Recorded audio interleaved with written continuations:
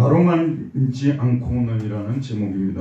코로나19 상황이 계속 악화되면서 각 나라마다 약간씩의 차이는 존재하지만 문제들이 더 많이 생겨나고 더 심각해지고 있습니다. 직업을 잃은 사람들이 많아지고 또 직업을 얻는 사람은 적어지고 간신히 버텨오던 회사나 자영업자, 교회들도 더 이상 견디지 못하고 문을 닫는 경우들도 많아지고 있습니다. 가정들도 함께 지내는 시간이 많아지면서 가정 불화나 부부싸움도 많아지고 있고 우울증 환자들도 늘어나고 있다고 합니다. 뭔가 탈출구가 필요한 때인 것 같습니다. 이런 상황을 해결해 줄 수 있는 백신 정말 저희들이 강구해야 되겠죠. 그러나 아직도 좀 시간이 걸릴 것 같고 또 그동안 상황은 더 어려워질 것 같습니다. 이런 상황에서 참 인간이 죄인이라는 것이 코로나 상황을 맞이해 보니까 다 마음에 와닿는 것 같아요. 진짜 우리 인간들이 하나님께로 돌아가야 되거든요. 하나님을 붙잡고 해결을 하려고 부르짖고 막 그래야 되거든요.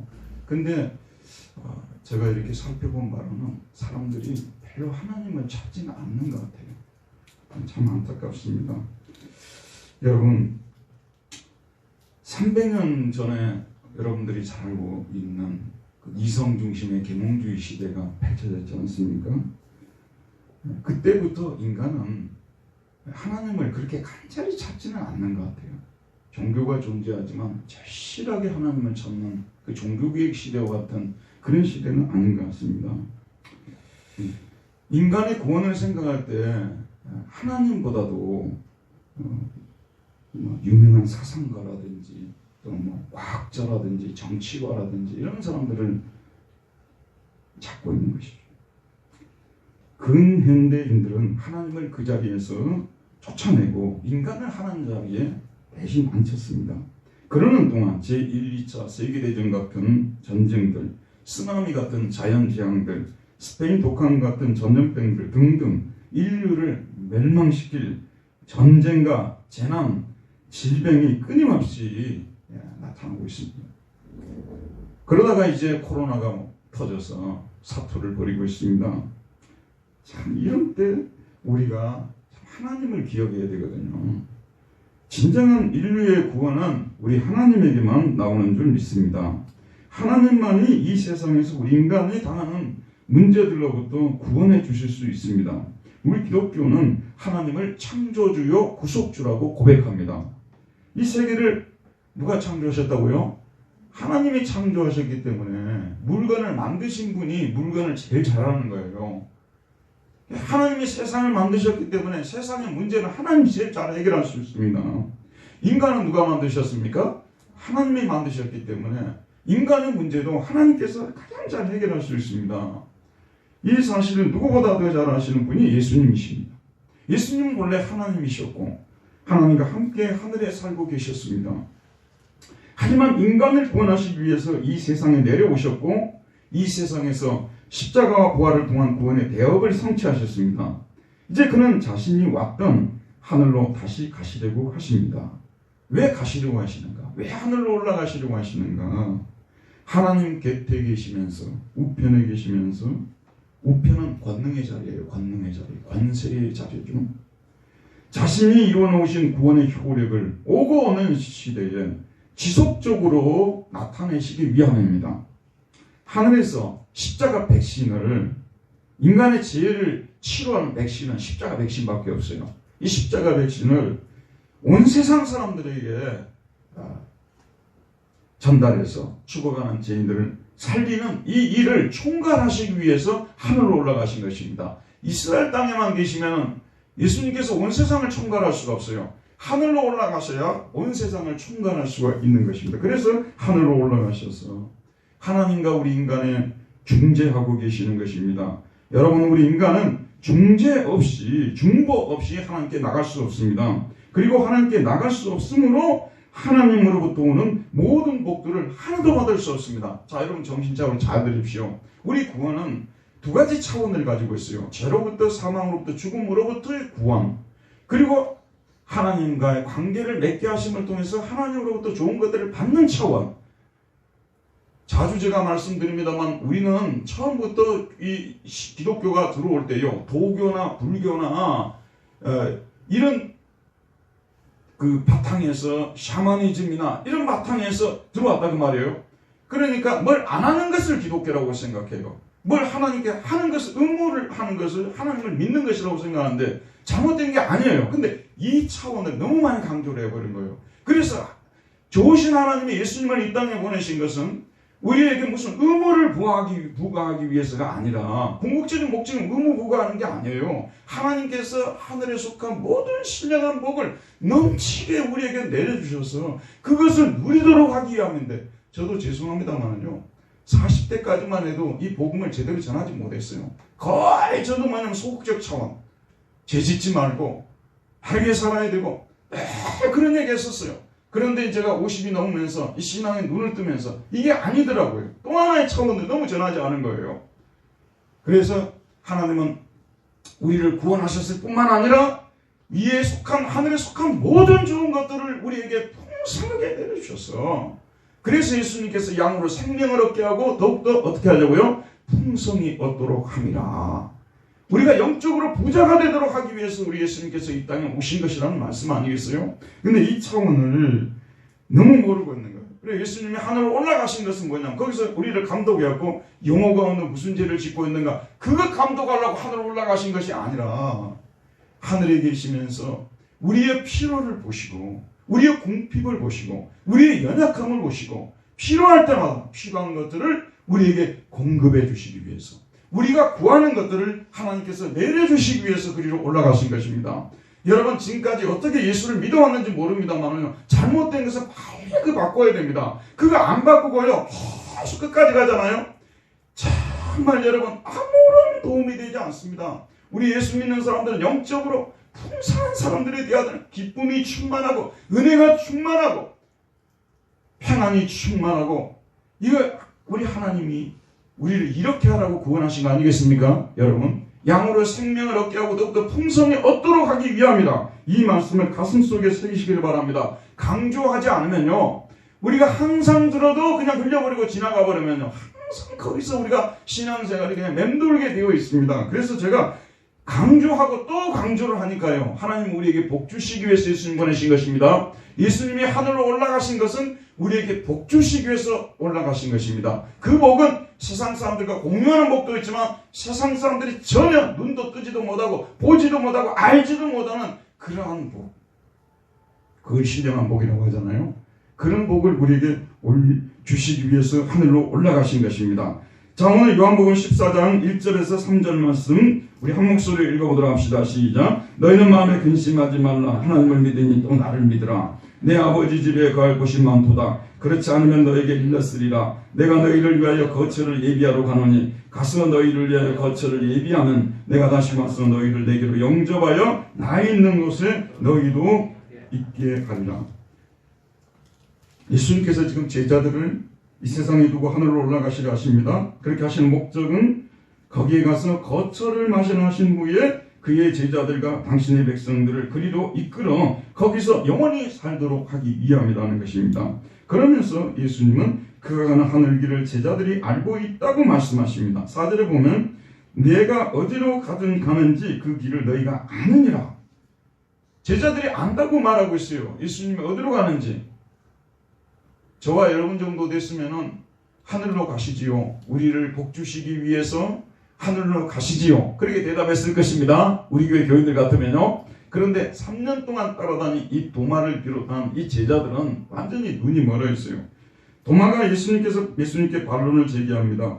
도마가 이르되 주여 주께서 어디로 가시는지 우리가 알지 못하거늘 그 길을 어찌 알겠사옵나이까. 주님께서 아르헨티나로 가시는지 아니면 케냐로 가시는지 우리가 알지 못하는데 어떻게 항공편을 구입할 수 있겠습니까? 비행기 티켓을 우리가 구입할 수 있겠습니까? 이 얘기예요, 여러분. 참 실망스러운 대답입니다. 본래 도마는 의심이 많은 사람이었지만 3년 동안 예수님의 가르침을 깊이 받지 않았어요. 여러분 주목해 보십시오. 정말 저희 교회는요, 참 말씀을 많이 강조하는 교회입니다. 세워질 때부터 지금까지 말씀을 많이 강조하는, 동의하시죠? 그런데 말씀이 우리 속에 들어와서 우리 영혼 속에, 마음 속에 자리를 잡아야 천국이 임한 것입니다. 말씀이 자리를 잡지 않은 상태에서는요, 제자들도 사실은 지금 이때까지도 천국이 그들 속에 자리를 잡지 못합니다. 주님의 말씀이 우리 속에 들어와 있어야 천국이 우리에게 임한 것입니다. 그래서 우리 뒤에 지금 청년들도 이 어려운 때이지만 말씀을 들으려고 지금 나와 있는데, 내가 정말 영혼들을 사랑하는 거예요. 정말 우리 청년들의 마음속에 이 예수님의 말씀이 깊이 좀 뿌리를 내렸으면 좋겠어요. 그 마음속에 거했으면 좋겠어요. 그래서 항상 걸어다니든지 무슨 일 하든지 주님의 말씀을 생각하고 나아가는 그런 우리 청년들이 되었으면 좋겠습니다. 우리 어른들은 말할 것도 없이요. 근데 3년을 따라다녔는데 예수님이 왜 십자가를 져야 하는지, 왜 하늘로 올라가야 되는지 아무것도 모르고 있는 거예요. 전혀 이런 감각이 없습니다. 다른 제자들도 똑같은 것이죠. 이와 같은 상황에서 예수님께서 하신 말씀 무엇입니까? 그 유명한 6절 말씀, 자 우리 유명한 6절 말씀 같이 읽읍시다. 시작. 예수께서 이르시되 내가 곧 길이요 진리요 생명이니 나로만 믿지 않고는 아버지께로 올 자가 없느니라. 나는 에고 에임이라는 이 말씀, 예수께서 이르시되 에고 에임이, 나는 누구누구이다, 뭐뭐이다, 이거는 예수님께서 신적 권위로 하나님이심을 드러내고자 하실 때 즐겨 사용하시는 어법이었습니다. 나는 뭐 했습니까? 길이라고 했는데 이게 호헤도스, 그러니까 헤호도스라고 되어 있어요. 그 길로 되어 있어요. 부정관사가 아니라 정관사입니다. 그 길이에요. 그 다음에 진리라고 번역이 되어 있습니다. 헤 아레테리아, 그 진리라고 말하고 있습니다. 그리고 해조회라고 말하고 있습니다. 그 생명이라고 말하고 있습니다. 여러분, 구약의 예언자들이요, 때가 되게 되면은 우리 인간을 구원할 진짜, 여기서 이는 진짜라는 말이 들어가야 돼요. 왜냐하면 히랍은 진짜 가짜, 이거는 원래 히랍 문명에서 나온 거예요. 그리스 문명에서 진짜 가짜, 진짜는 보이지 않는 것이고요, 보이는 것은 가짜예요. 이런 생각을 가지고 있는 거죠. 그러니까 예수님이 지금까지 길이요 진리요 생명이라 했던 것들은 다 거짓말이라 그 말이에요. 예수님이 만일 진짜 생명이고 진짜 길이고 진짜 진리라고 말씀해주고 있는 것입니다. 그 구약의 예언자들이 말했던 그 진리, 그 생명, 그 길이 드디어 이 땅에 왔다는 것을 알리는 것입니다. 그러면서 어느 누구도 나를 통하지 않고서는 아버지께로 오지 못한다고 말하고 있습니다. 어느 누구도 우데이스 에페파인, 어느 누구도 오지 못하는 거예요. 누구에게? 프로스톤 파테라, 아버지에게. 어느 누구도 아버지에게 오지 못한다는 거죠. 그러면서 에이메 디에무라고 했습니다.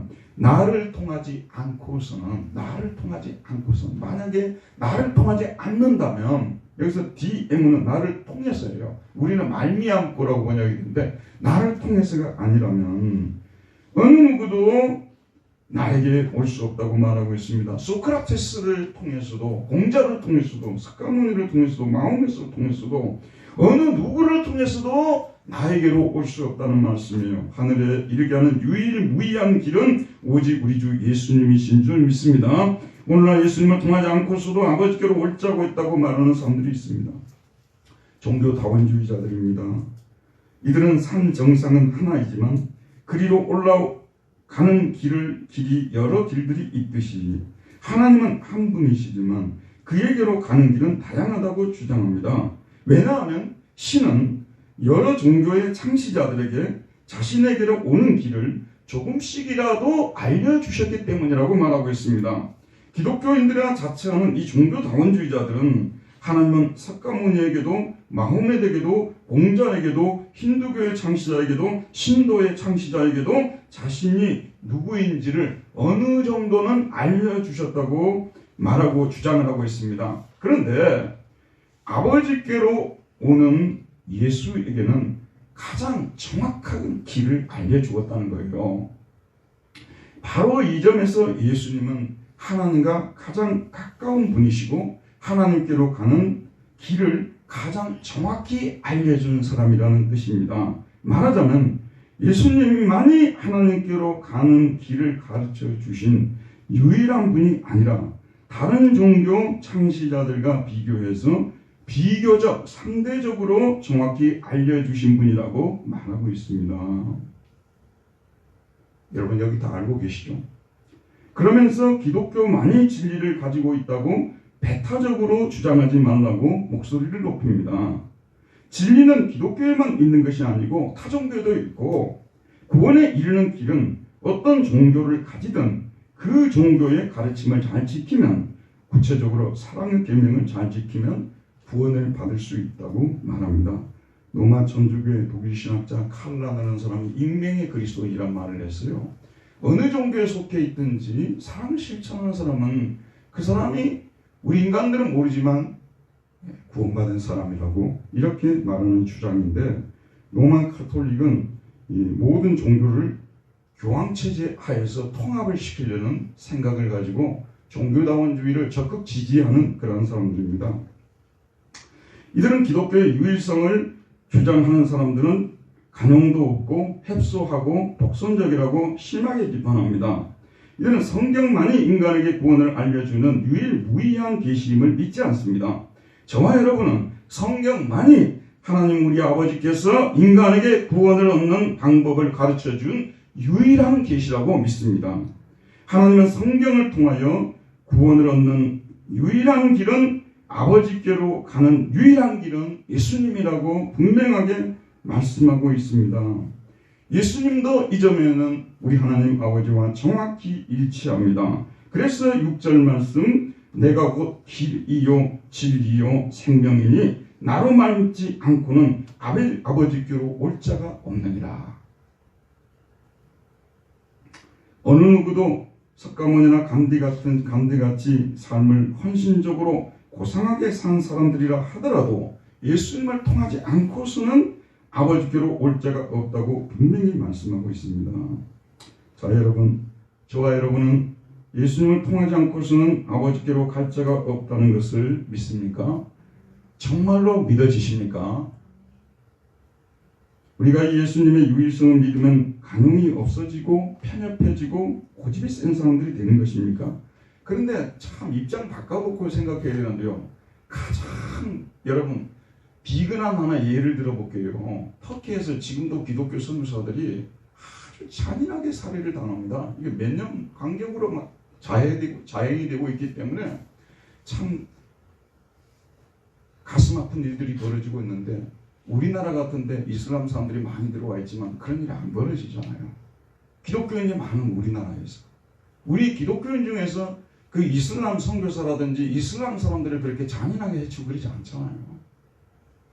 그러니까 우리가 그렇게 편협하고 고집세고 그렇다고 그러는데, 불교도 한번 생각해 보세요. 불교는 소행 없이, 계율 준수 없이 공적 쌓지 않고 구원을 받을 수 있다고 말하지 않습니다. 사람들은 그렇게 해야만 한다고 합니다. 그러면서 예수를 믿어도 구원을 받을 수 있다고 불교 쪽에서는 아무도 이야기하지 않습니다. 여러분, 어느 스님이 나오셔서 예수를 믿어도 구원을 받는다고 말합니까? 자기들은 다 자기들 것 가르치고 그렇게 하고 있는 거예요. 근데 우리 기독교인들은 너무 마음이 좋아서 그런지 자기들 식으로 하나님을 만들어 놓고 그게 하나님이라고 말하면서 어느 종교에 있든지 거기서 사랑을 실천하면 구원을 받는다고 우리 쪽에서 그렇게 이야기를 하고 있는 거예요. 기독교인들이 유일성을 스스로 포기하려고 하지 불교에서 포기하라고 한 적이 없어요. 이슬람 쪽에서도 포기하라고 한 적이 없다니까요. 기독교인들이, 이게 처음 시작한 것은 하버드 대학에서 시작이 된 거예요. 그 종교학부에서 이런 말들을 꺼내기 시작해가지고 세계적인 담론으로 퍼져나가게 된 것이고, 참 안타깝습니다. 사실 사탄에게 완전히 놀아나는 것입니다. 여러분, 잘 우리가 구분을 해야 됩니다. 이 진리의 세계는 구분을 잘해야 되는 거예요. 우리가 일부 그 기독교 단체처럼 불교 사찰에 가가지고 예배를 방해하거나 또는 사찰을 불질러버리고 그 종교를 공격적으로 모멸적으로 비하하는 행위를 해서는 안 됩니다. 우리 대한민국은 기독교인만 사는 사회가 아니지 않습니까? 나라가 아니지 않습니까? 타종교도 우리가 존중해야 된다는 말씀입니다. 하지만 그들의 가르침을 우리의 가르침에 접목시키려 한다든지 그들에게도 구원이 있는 것처럼 말하면 안 된다는 것입니다.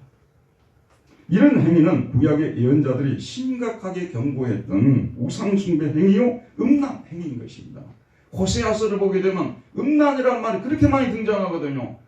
예수를 믿으면서도 종교 다원주의 그게 크게 문제냐? 왜 타종교에도 구원이 없다고 말하냐? 이거는 음란 행위라고 성경은 규정하고 있어요. 이건 우상숭배라고 규정하고 있습니다. 오늘날 사람들이 하나님 별로 두려워하지 않습니다. 여러분, 음란과 이 우상숭배에 대해서 하나님의 무서운 심판이 따르는 거예요. 근데 사람들이 뭣도 모르고 그냥 그것을 좋은 것이라고 생각하고 마치 지성인들이 자기가 지성인이기 때문에 자기는 이런 걸 옹호한다고 이렇게, 그건 똑바른 지성인이 아니에요. 잘못 배운 사람이에요. 자, 그 다음에 우리가 한 가지 더 살펴보려고 하는 것은 예수님께서 아버지에게로 가시려고 한 목적이 무엇인가. 자, 우리 12절을 한번 읽어봅시다. 우리 이제 7절부터 11절까지는 뛰어넘고 12절부터 보도록 하겠습니다. 12절 우리가 같이 한번 읽읍시다. 시작. 내가 진실로 진실로 너에게 이르노니 나를 믿는 자는 내가 하는 일을 그도 할 것이요 또한 그보다 큰 일도 하리니 이는 내가 아버지께로 감이라. 그러니까 예수님이 여러분 여기서 일이라는 말을 쓰고 있습니다. 예수님께서 이 땅에서 오셔서 하신 일이 무슨 일이었습니까? 예수님께서 이 땅에 오셔서 하신 일이 무슨 일이셨습니까? 예수님은 하나님의 일을 하셨습니다. 자신의 일을 하신 것이 아니라 하나님의 일을 하셨어요. 동의하시죠? 하나님 나라의 일을 하셨고 하나님의 일을 하신 것입니다. 그 하나님의 일이라는 게 그럼 뭡니까? 죄인을 구원하는 일이죠. 죄인들에게 죄 용서를 선포하고 영생을 선포하고 천국을 선물하는 일이었습니다. 이를 위해 복음을 전하고 제자들을 가르치고 병든 자를 고치고 악령을 추방하는 일을 하셨습니다. 그런데 이제 예수님은 아버지께로 올라가셔야만 합니다.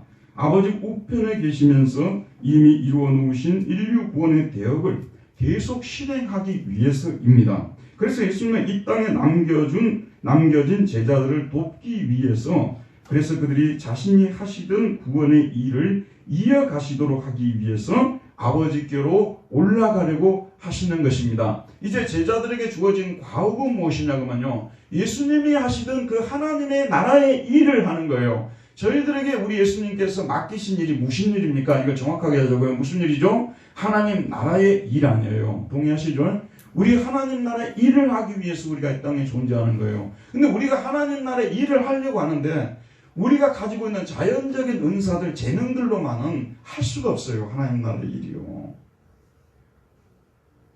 동의가 되십니까?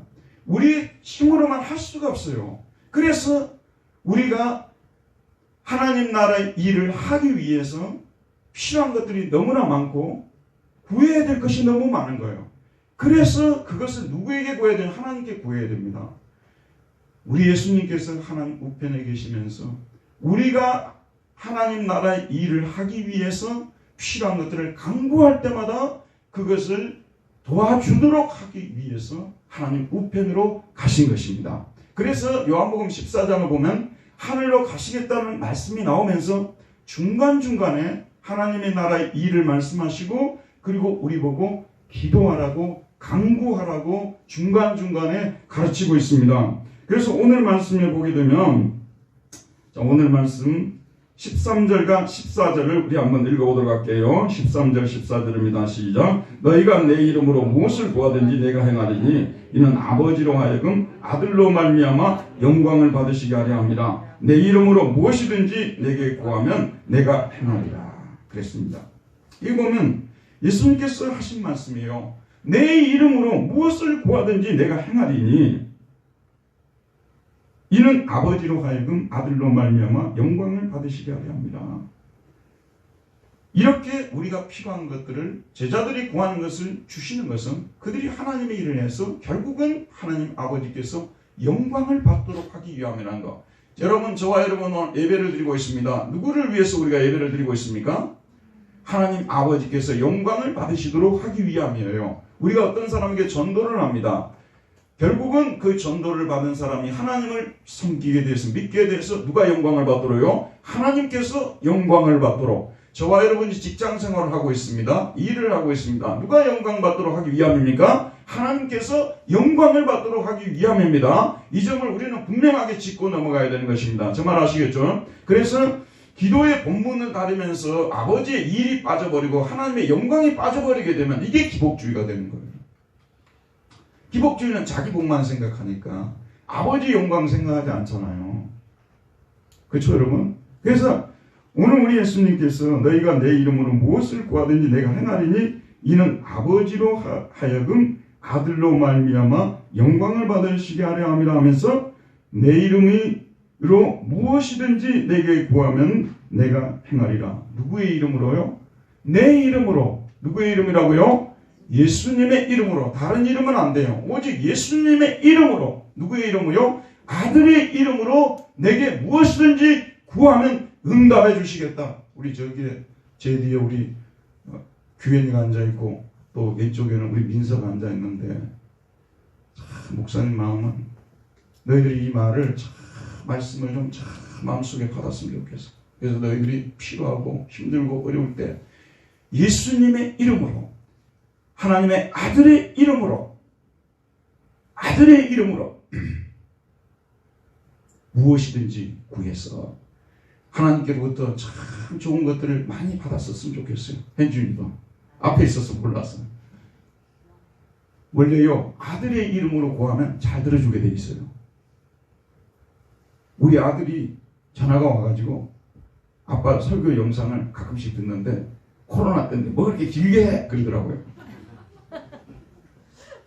그래서 제가 아들 말을 즉각 받아들여서 오늘 설교를 강난 짧게 하려고 빠르게 지금 나가고 있는 것이.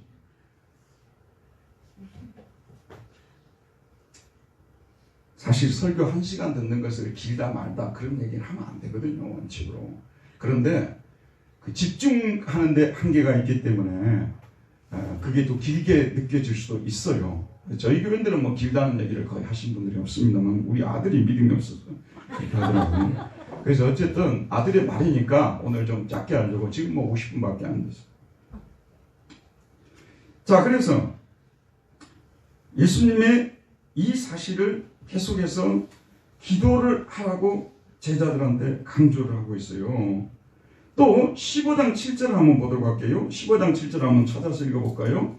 15장 7절에 보면 자 15장 7절 우리 같이 한번 읽읍시다. 시작. 너희가 내 안에 거하고 내 말이 너희 안에 거하면 무엇이든지 원하는 대로 구하라. 그리하면 이루리라. 그랬습니다. 그리고 너희가 열매를 많이 맺으면 내 아버지께서 영광을 받으실 것이요 너희도 내 제자가 되리라고 말했습니다. 그런데 예수님의 말씀은요 정말 틀린 적이 없어요. 그 진리 아니겠어요? 정말 맞아요. 우리가 설령 부모라 하더라도요 무조건 자녀가 구한다고 다 줄 수가 있습니까? 자기 할 일 똑바로 하고 있을 때 우리가 무엇을 구하든지 구해 주지 않겠습니까? 여러분 생각해 보세요. 제가 오늘 기도에 대해서 강조를 하잖아요. 주님 안에 거하지 않으면요, 주님의 말씀이 우리 안에 거하지 않으면요 절대 우리가 구할 수가 없게 되어 있어요. 구한다고 하는 사람은 거짓말하고 있는 거예요. 일반적으로 구하고 있는 거예요. 인간들이 그냥 힘들면 그냥 하나님 쳐다보고 이렇게 하는 거, 그거는 기도가 아니에요. 너희가 내 안에 거하고 내 말이 너희 안에 거해야 되는 거예요. 모든 사람이 기도 응답한다는 얘기는 자기가 꾸며낸 얘기예요. 성경에서 그렇게 말한 적이 없습니다. 너희가 내 안에 거하고 내 말이 너희 안에 거하면, 그러면 무엇이든지 원하는 대로 구하라. 그리하면 이루리라. 여러분, 우리가요 하나님 안에 거하지 않습니까? 기도가 몇 년 동안 지속됩니다.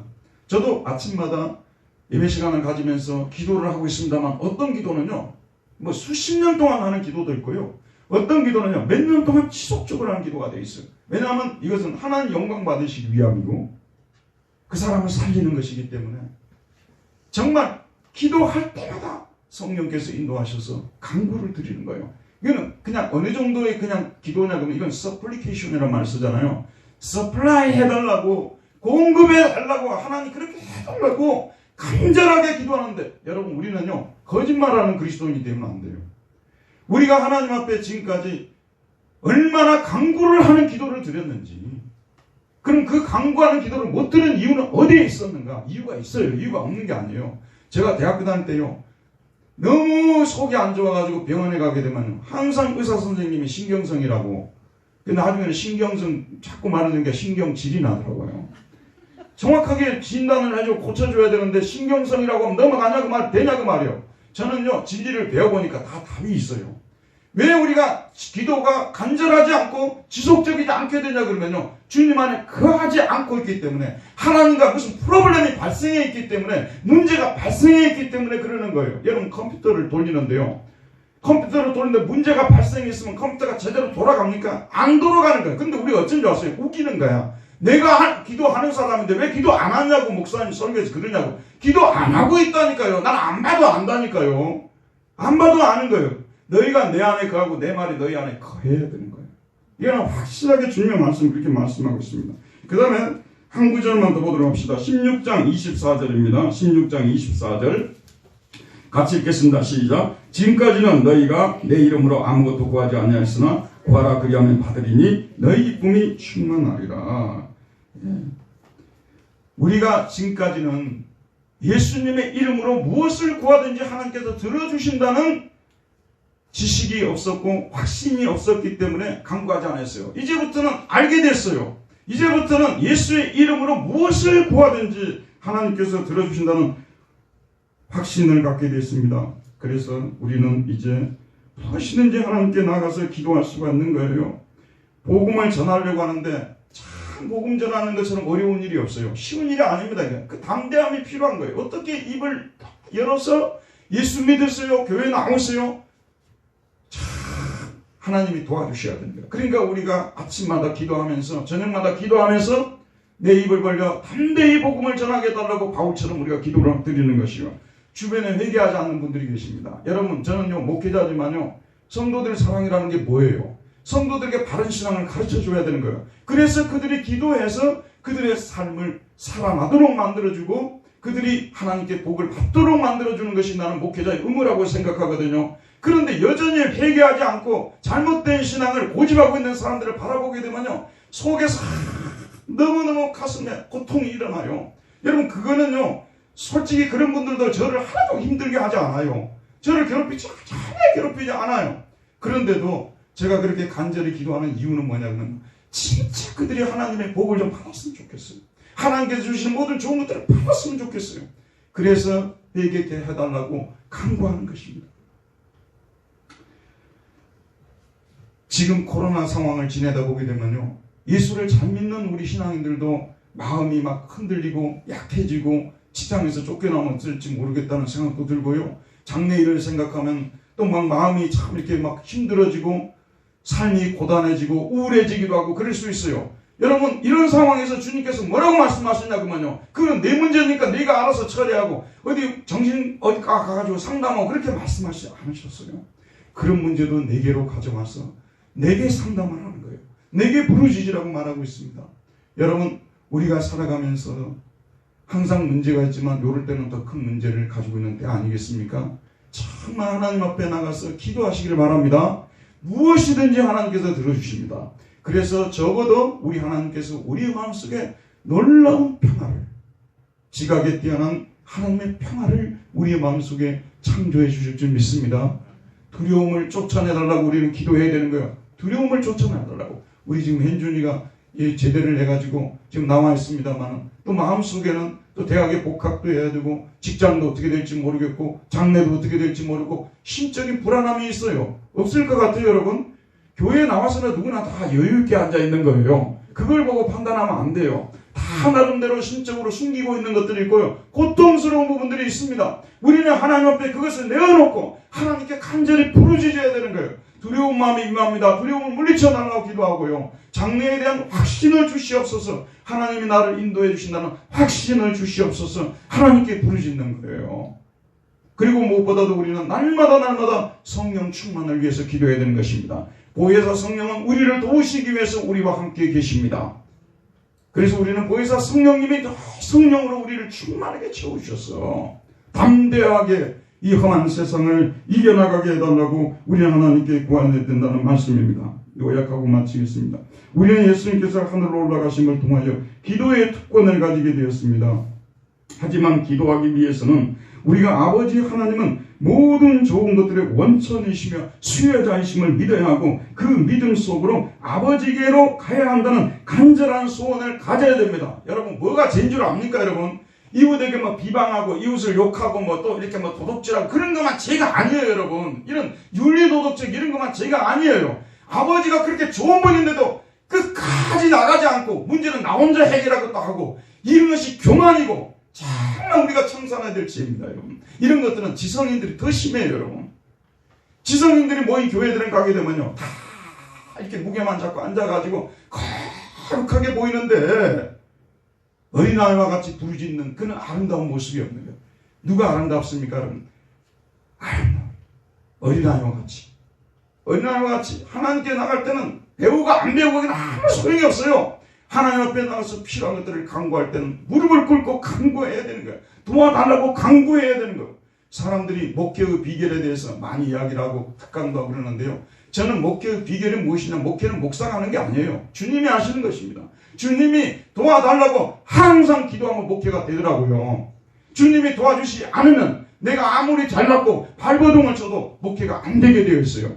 여러분 지금까지 제가 열심히 기도했고 여러분도 열심히 기도해 주었기 때문에 우리 분당교회가 여기까지 온 것입니다. 기도 없이 무슨 일이 이루어질 수 있습니까? 비결이 뭡니까 여러분?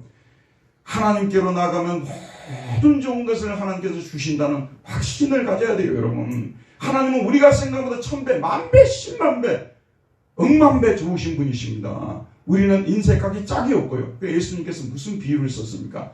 자식이 부모에게 뱀을 달라면, 생선을 달라면 뱀을 줄 부모가 어디 있겠느냐고 말하지 않습니까? 우리가 설령 뱀을 달라고 해도 우리 하나님은 생선을 주시는 좋으신 분이시라는 것을 정신을 바짝 차리고 우리가 정말 믿어야 되는 거예요. 그리고 이런 좋으신 하나님을 만나게 되면 그 주님께로 가는 방법, 하나님께로 가는 방법이 예수 그리스도를 아들을 통하지 않고서는 지금도 예수를 믿으면서요.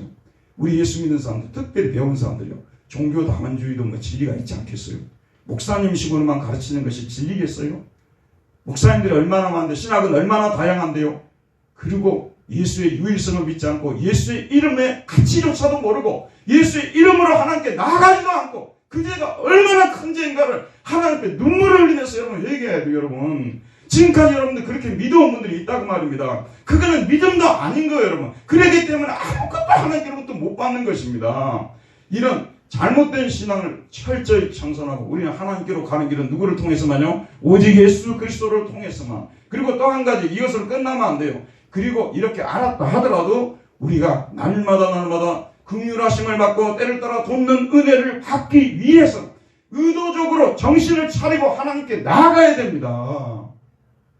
가만히 있으면 신앙생활 된다는 것은 마귀가 뿌려놓은 거예요. 가만히 있으면 신앙생활 안 되는 것입니다. 의도적으로 하나님께 나아가야 되는 거예요. 여러분 이론적으로도 한번 생각해 보세요. 코로나 때문에 더 많이 기도해야 되잖아요. 더 어려운 때이기 때문에 더 많이 기도해야 되는데 어떻게 그렇게 여유가 많으세요 여러분? 발등에 불이 떨어졌는데 왜 그렇게 여유가 많냐 그 말이에요. 발등에 불이 떨어졌으면 하나님 앞에 나와서 참여하면서 기도해야 되는 거예요. 금식하면서 기도해야 되는 것입니다.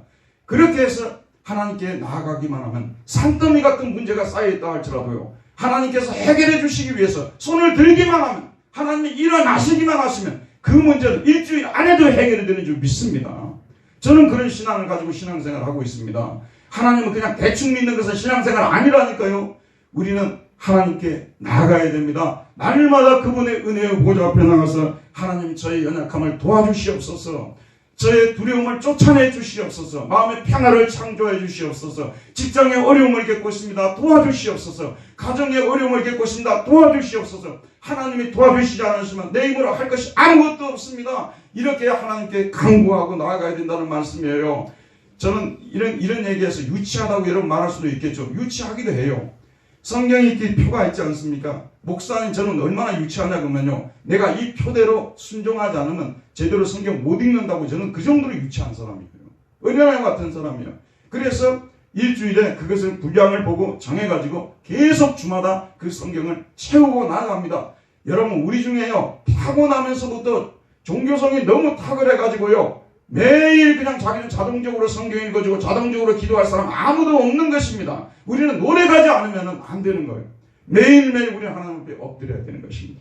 은혜나 어떤 심정으로 나아가야 되는 것이고, 그럴 때 우리 하나님께서 우리가 그런 마음만 품어도요, 심지어는 여러분들이 오늘 이 설교를 듣고요, 그런 마음만 품어도요, 하나님께서 그렇게 할 수 있게끔 도와주시는 거예요. 그렇게 안 하다가요, 그렇게 하려고 마음만 품고 성경만 펴도 눈물이 나는 거예요. 왜냐하면 하나님께서 너와 함께 한다는 사인을 보여주신 것이니까. 정말 우리가 버려야 될 신앙은요, 매우 고급지게 보이지만, 매우 고상하게 보이지만 아무것도 나에게 도움을 주지 못하는 신앙, 그거는 완벽하게 여러분이 벗어야 됩니다. 그게 막 엄청난 얘기를 하더라도요, 그것은 사실은 복싱으로 하자면 섀도우 복싱이고, 그거는 실체 없는 신앙생활이기 때문에 실체 있는 생활로 돌아서야 된다는 말씀이 되는 것입니다. 일상생활의 문제를 가지고 우리가 구하면 그것은 기복주의가 되는 것입니까? 일상생활을 가지고 기도하지 않는 것이 바로 이원론 신앙이에요. 왜냐하면 현실상을 부정하고 있기 때문에. 우리의 현실은 대부분 그런 문제로 고민하고 있는데 그것을 위해서 강구하지 않는, 그게 완전히 이원론적인 신앙 아니겠습니까? 그렇기 때문에 그런 문제를 주신 것은 왜 우리 가정에 이런 엄청난 어려움을 던져주셨는가? 여러분들을 기도의 사람으로 일깨우기 위해서예요. 기도하는 사람이 되고야 알게끔 하나님께서 만드시기 위해서라는 것입니다. 어떤 때는 하나님께서 가볍게 부드럽게 여러분에게 말씀해 줄 때가 있어요. 어떤 때는 준엄한 책망과 함께 말씀을 주실 때가 있어요. 그걸 여러분이 분별해야 됩니다. 그리고 여러분들이 하나님께 겸손하게 그 말씀을 받아야 삽니다. 저도 그렇고 여러분도 그렇게 해야만 삽니다. 그런 은혜가 있기를 주의 이름으로 축원드립니다. 은혜로우신 우리 아버지 하나님, 오늘도 생명의 말씀을 우리에게 보내주셔서 이 말씀을 통해서 우리를 돌아보게 해주시고, 우리가 이와 같은 어려운 상황 속에서 해야 될 일이 무엇인가를 다시 한번 생각할 수 있는 시간을 주신 것을 감사합니다. 우리 모두 하나님께로 나아가면 모든 좋은 것은 아낌없이 주시는 아버지가 계신다는 사실을 생각하고, 예수의 이름을 통하지 않고서 다른 이름으로서는 나갈 수 없다는 사실, 그리고 날마다 강구해야 된다는 이 사실을 오늘 말씀을 통해서 배웠사오니 이 말씀을 실천할 수 있는 우리 모두 되게 하여 주옵소서. 예수님 이름으로 기도하였습니다. 아멘. 다 같이 찬송가 93장 부르시겠습니다.